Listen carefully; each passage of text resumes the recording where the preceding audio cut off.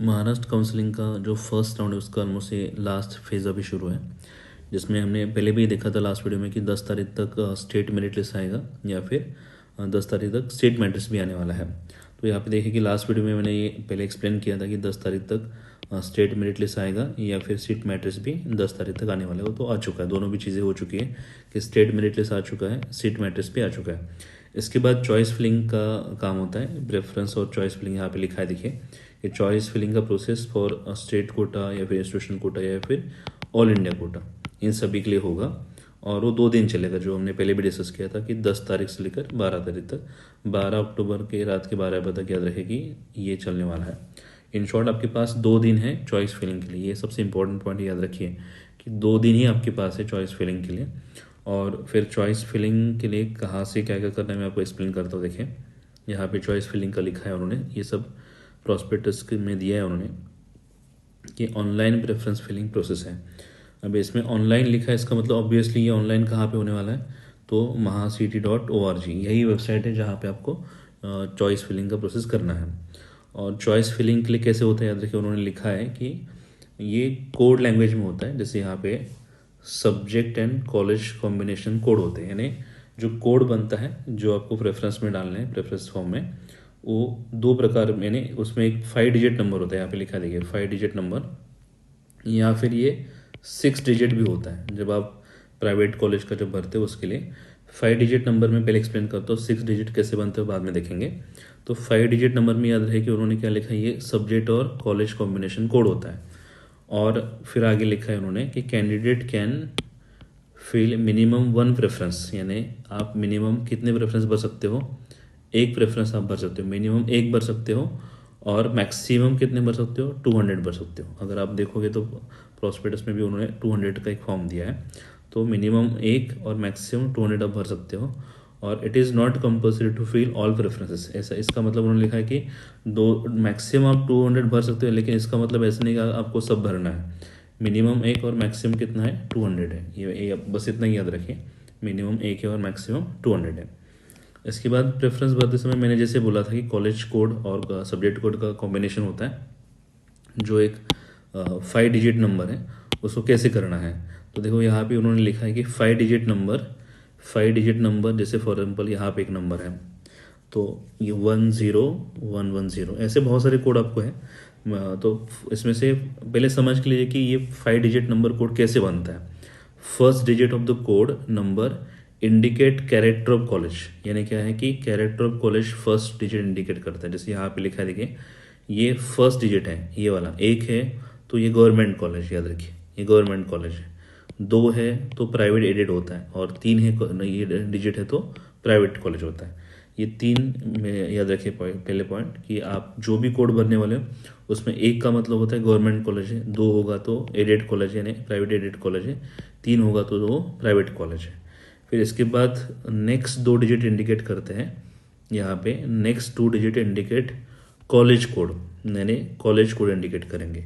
कि जैसे यहाँ पे देखिए कि 1 तो हमने डिस्कस कर लिया, फिर 01 आता है, 01 क्या करता है यहाँ पे पोद्दार कॉलेज को इंडिकेट करता है। 05 होगा तो जैसे एग्जाम्पल है हम पहले देख रहे हैं कि तिलक कॉलेज को इंडिकेट करता है। 26 होगा तो ये कोड ये CSMS औरंगाबाद कांचनवाड़ी का जो कॉलेज है औरंगाबाद का, उसको इंडिकेट करता है। और ये सभी कोड आपको कहाँ पे दिए हैं, एक तो आपके जो स्टेट डिस्ट्रीब्यूशन आ चुका है अभी वहाँ पे भी आपको मिलेंगे, या फिर एनेक्सर जो C और D में है। जैसे फॉर एग्जाम्पल मैं पहले दिखाता हूँ कि कॉलेज कोड कहाँ पे, तो ये देखिए यहाँ पे आपका जो प्रॉस्पेक्टस है स्टेट काउंसलिंग का, वहाँ पे ये सब कोड दिए हैं उन्होंने। जैसे फॉर एग्जाम्पल ये वाला पहले हम डिस्कस करते हैं कि पोद्दार कॉलेज का है, तो पोद्दार कॉलेज का कोड क्या है, ये 101 है। इसमें 1 क्या इंडिकेट करता है, 1 इंडिकेट करता है कि ये गवर्नमेंट कॉलेज है, ठीक है। और फिर वो 01 पोद्दार के लिए है। जैसे नागपुर का GSA नागपुर का कोड है 102, इसका मतलब क्या है, 1 गवर्नमेंट के लिए 02 नागपुर के लिए। तो ऐसे ये कॉलेज कोड आपको कहाँ पे मिलेंगे, एनेक्सर C में मिलेंगे। ऐसे फिर देखो तिलक कॉलेज का क्या कोड है 205, इसमें 2 इंडिकेट करता है कि एडेड कॉलेज है, 05 इसका कॉलेज है, तिलक कॉलेज का कोड है वो। उसी तरह सेम आप देखोगे तो YMT कॉलेज है, YMT कॉलेज का कोड कैसे है, तो 316 है। यहाँ पे 3 प्राइवेट इंडिकेट करता है और 16 क्या है, कॉलेज का कोड है। ये सभी आपको कहाँ भी मिलेगा, एनेक्सर C में मिलेगा। और सब्जेक्ट के कोड आपको कहाँ भी मिलेंगे, तो सब्जेक्ट के कोड आपको मिलेंगे एनेक्सर डी में मिलेंगे। देखिए ये सब प्रोस्पेक्टस में है, मैंने खुद से नहीं लिखा है। देखिए एनेक्सर डी में क्या है, जैसे फॉर एग्जाम्पल ये सिद्धांत का है, यानी संहिता सब्जेक्ट है, तो कॉलेज यानी उसका सब्जेक्ट कोड क्या है, 1 है। रचना शारीर का 2 है, क्रिया शारीर का 3 है। ऐसे हर जगह पे है, हर सब्जेक्ट के कोड आपको मिलेंगे, हर कॉलेज के कोड मिलेंगे। या फिर सिंपल तरीका ऐसा है कि जो भी आप रेफरेंसेस भर रहे हो उसमें ये सब कुछ आ चुका है। जैसे फॉर एग्जाम्पल ये देखिए यहाँ पे, अभी यहाँ पे ये देखते हैं, देखिए सुमति भाई शाह का देखते हैं ये डिस्ट्रीब्यूशन में ऐसे हर जगह पे उन्होंने दिया है। जैसे यहाँ पे उन्होंने कॉलेज कोड यहाँ पे लिखा है, देखिए ये कोड लिखा है, कोड है इसमें 31701 है। आपका जो भी डिस्ट्रीब्यूशन आ चुका है वहाँ पे ऑलरेडी उन्होंने दिया है कि 31701, इसमें 3 क्या इंडिकेट करता है कि प्राइवेट कॉलेज है। 17 इस सुमति बाई शाह ने जो पुणे का कॉलेज है वहाँ पे वो कॉलेज का कोड है, और 01 क्या है, सब्जेक्ट का कोड है। जैसे यहाँ पे लिखा है सब्जेक्ट क्या है, सिद्धांत, तो हमने देखा था कि सिद्धांत का 1 था। फिर यहाँ पे देखिए दूसरा है कि 31702, 3 क्या है, प्राइवेट कॉलेज है। 17 कॉलेज का कोड है। 02 रचना शारीरिक के लिए आता है। ऐसे हर जगह पे है, आप कहीं पे भी देखो आपको हर जगह पे ये सब कोड मिले हैं। ऑलमोस्ट डिप्लोमा तक आते हैं। देखो डिप्लोमा का भी कोड दिया है, diploma in Ayurveda cosmetology skin disease 317020 ऐसे लिखा है, ठीक है। तो ये सब कोड आपको वहाँ पे मिलेंगे जो हर जगह पे ऑलमोस्ट उन्होंने दिए है कि इधर आप इसमें देखो प्रॉस्पेक्टस में एनेक्सर सी में देखो, डी में देखो, या फिर जो सीट डिस्ट्रीब्यूशन आ चुका है वहाँ पे आप देखो, वहाँ पे भी आपको कोड मिलने वाले हैं। इसके बाद प्रेफरेंस फॉर्म भरते समय नेक्स्ट इंपॉर्टेंट पॉइंट उन्होंने दिया है, ये पॉइंट आपको याद रखना है। देखिए ये सबसे इंपॉर्टेंट पॉइंट है। उन्होंने लिखा है कि for some of this codes the seats may not be available, यानी कुछ ऐसे कोड्स रहेंगे जिसके लिए अभी तो सीट्स अवेलेबल नहीं है फर्स्ट राउंड में, ड्यूरिंग राउंड फर्स्ट, लेकिन in the subsequent rounds the seat में भी अवेलेबल है, यानी सीट्स नेक्स्ट राउंड में आ सकते हैं। इसीलिए आपको क्या करना है कि आपको सभी कोड भर के रखने हैं, जो भी आपको लगता है कि जो भी आपका डिजायर्ड सब्जेक्ट है। ये पॉइंट हमेशा याद रखिए। लास्ट साल में महाराष्ट्र में क्या हुआ था, पहले 118 सीट थे और बाद में 130 सीट हो गए, यानी 12 सीट बढ़ के आ गए। तो फिर महाराष्ट्र में कैसा है, एक बार आपने प्रेफरेंस भर दिया फिर नेक्स्ट में आप ऐड नहीं कर सकते थे, इसलिए उन्होंने अभी से यहाँ पे बोल के रखा है कि आपको ऐसे समझना है कि हर जगह पे सीट है और वो सब भी कोड डालने हैं, या फिर आपको जो भी इंटरेस्टेड सब्जेक्ट है आपके वहाँ पे कोड डाल के रखे, भले अभी सीट आज फर्स्ट राउंड में नहीं है, शायद सेकंड राउंड में आ सकते हैं, ऐसे सोच के आपको वो सीट भर देना है। यहाँ पे लिखा है, देखिए वही पॉइंट है कि ये वाला point, candidate who desire to opt for this seats can exercise the preferences in the preference form, यानी आपको अगर लगता है कि यहाँ पे आपको सब्जेक्ट यानी आप इंटरेस्टेड हो तो वहाँ का आप कोड डाल के रखो, फिर बाद में सीट अगर अवेलेबल होगा तो आपको मिल जाएगा। फिर नेक्स्ट महाराष्ट्र का, जैसे मैंने पहले भी बोला था कि महाराष्ट्र में same preferences will be consider for the subsequent computerise rounds, यानी एक ही बार प्रेफरेंस डालने हैं, आगे सेकेंड राउंड थर्ड राउंड से उसके लिए सेम ही प्रेफरेंसेस चलेंगे। और देखो no separate preference form will be required to be filled by the candidate, यानी ऑलमोस्ट ने आगे के जितने भी राउंड्स है उसके लिए अलग से प्रेफरेंस भरने नहीं है, except for the final round, या कि जो पर्सनल काउंसलिंग का राउंड होता है लास्ट एक महाराष्ट्र में, वहाँ पे बस ये प्रेफरेंसेस आपको यानी अलग से फिर बाद में भरने रहते हैं, जो भी वैकेंट सीट रहेगा उसके हिसाब से। अभी तक जो पहला दूसरा फिर तीसरा जो भी राउंड होगा समझ लीजिए वहाँ तक यही प्रेफरेंसेस चलने वाले थे, इसलिए पहले ही आप याद रखें कि प्रेफरेंसेस महाराष्ट्र में एक ही बार भर जाते हैं, उसको केयरफुली भरना बहुत ज़रूरी होता है। इसके बाद में नेक्स्ट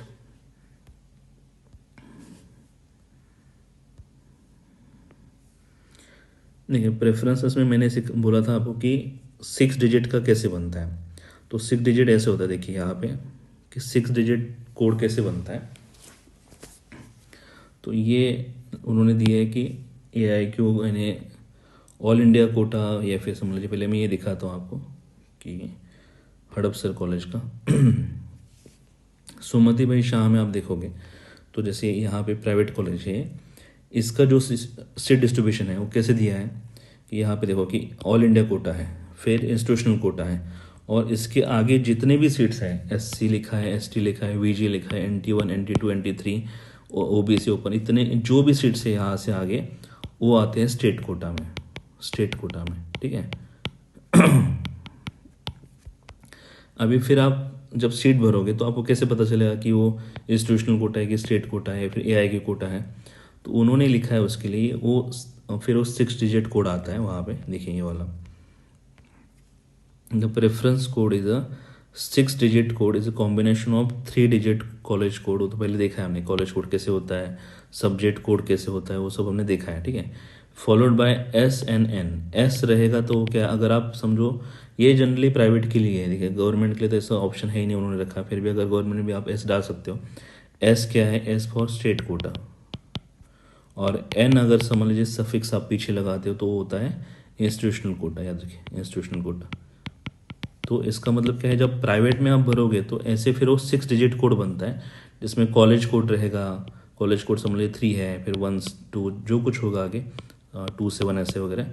इसके बाद समझ लीजिए आपने एस लगा दिया तो वो स्टेट कोटा की सीट रहेगी, ठीक है। और समझ लीजिए एन लगा दिया तो फिर क्या होगा, इंस्टीट्यूशनल कोटा रहेगा। यही उन्होंने बोला यहाँ पे कि स्टेट कोटा है फिर इंस्टीट्यूशनल कोटा, ये वाला है देखिए, S for state quota, N for the institutional quota. तो ये सब पॉइंट्स है। फिर इसके बाद में ऐसे दिखता है वहाँ पे, ये मुझे ऐसे ही व्हाट्सएप पे एक इमेज मिला, उसको मैंने यहाँ पे लगाया कि एप्लीकेशन नंबर है, रोल नंबर भरना है, कैंडिडेट नेम, कैटेगरी है, ईयर मार्किंग मैंने पहले भी ग्रुप पे भी भेजा। ईयर मार्किंग क्या होता है, ईयर मार्किंग में अगर समझ लीजिए आप एससी कैटेगरी का स्टूडेंट हो, आपकी रैंक इतनी अच्छी है कि आपको ओपन का भी सीट मिल सकता है और कैटेगरी का भी सीट मिल सकता है। तो ईयर मार्किंग अगर आप यहाँ पे एस करते हो तो इसका मतलब होता है कि आप ओपन का सीट ले सकते हो। ये याद रखिए, ईयर मार्किंग में क्या है, अगर आप कोई भी कैटेगरी के स्टूडेंट हो, एससी हो, एसटी हो या फिर ओबीसी हो, और अगर आपका रैंक इतना अच्छा है, समझ लीजिए कि आप ओपन का भी सीट ले सकते हो, और आपने यहाँ पे एस कर दिया, तो इसका मतलब है कि आप ओपन का सीट लेके आपने, आपका जो कैटेगरी का सीट रहेगा, जो भी एससी का रहेगा, एसटी का रहेगा या फिर ओबीसी का रहेगा, वो सीट छोड़ के आप ओपन का ले रहे हो, और आपने जो सीट छोड़ा है वो आपके कैटेगरी के दूसरे स्टूडेंट को मिल जाएगा, ठीक है। और नो करते हो तो क्या होता है, यहाँ पे ईयर मार्किंग नो करते हो तो इसका मतलब होता है कि आपको आपकी कैटेगरी की सीट लेनी है, ओपन की सीट लेनी नहीं है, ठीक है। और समझ लीजिए ईयर मार्किंग एस करने के बाद अगर कोई कैंडिडेट ओपन का सीट लेता है तो उसको कास्ट के बेनिफिट्स मिलेंगे क्या, तो मिलेंगे, उसके लिए कोई प्रॉब्लम नहीं होगा। बस एस करने का मतलब होता है कि आप ओपन का सीट ले रहे हो और आपकी कैटेगरी का सीट जो है वो आपके दूसरे कैंडिडेट को दे रहे हो, ठीक है। ये उसका मतलब होता है।